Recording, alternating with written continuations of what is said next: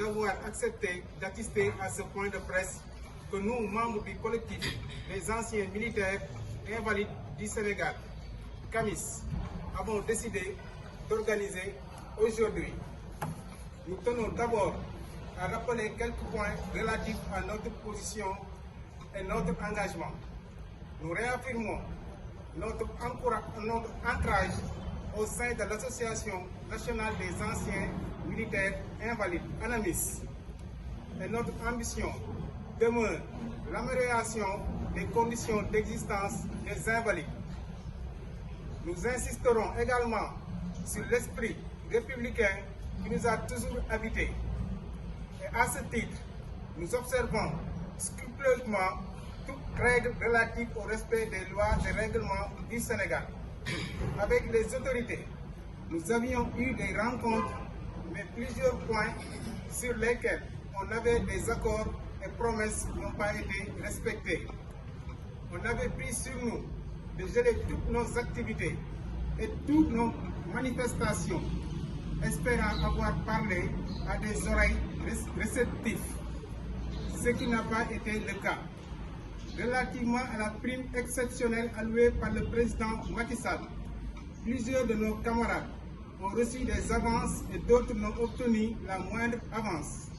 Relativement au carnet de pharmacie, une puce électronique a été instituée pour améliorer le contrôle, ce qui est une bonne chose.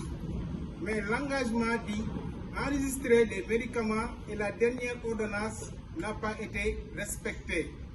En réalité, les invalides subissent des tracasseries immenses liées à leur mobilité réduite, mais également à la volonté manifeste des médecins à réduire les prescriptions médicales. Relativement à la revalorisation des pensions d'invalidité, après le rapport bien élaboré de la commission ad hoc, mis sur pied un mutisme total des autorités entoure ce dossier, qui ne connaît aucune avancée ou espoir de règlement. Je signale simplement que les invalides ne méritent vraiment pas ce manque de considération des autorités militaires et civiles. Relativement à la campagne de solidarité d'Elon-Ducol, c'est à coup de grenades lacrymogènes que la gendarmerie a dispersé les militaires invalides partis devant la direction de l'action sociale des armées pour dénoncer la manière dont les fonds issus de la collecte qui avait été lancée par le chef d'état-major Mbaye Cissé ont été gérés.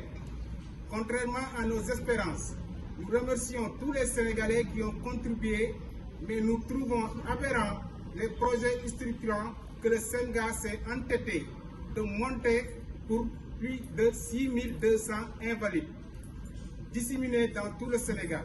Certains parmi les invalides sont morts, d'autres cloués au lit et incapables de mener une quelconque activité. Nous réitérons notre position.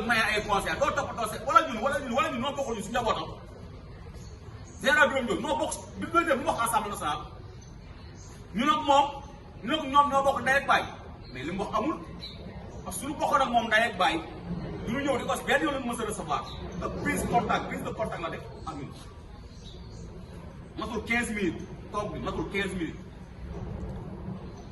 ba suñu doon yàlla tey toogaatul ak ñun su nee moo ngi toogoo ñun lu yàgg toogut ak ñun bi ñu ko bindee bind président bind nañ ko ay yoon na si diggante bi bind président moo toon yabal ñu si moom mais taxul ñu recevoir ñu chef de cabinet am la mu booleel moom dafa respecté woon président ne ko daanaka ñii waxaat ak ñii moom moo ni recevoir parce que fecckat yi ak waykat yi muy recevoir ministère des forces armées boobu ñooñu ëpp ñun sa droit te xam nga nu lépp ndeke yi muy organisé ndeke jigéen yi muy organisé di woote ay suñ mooy sax suñuy jabar loolu tey DER bii tey mu jël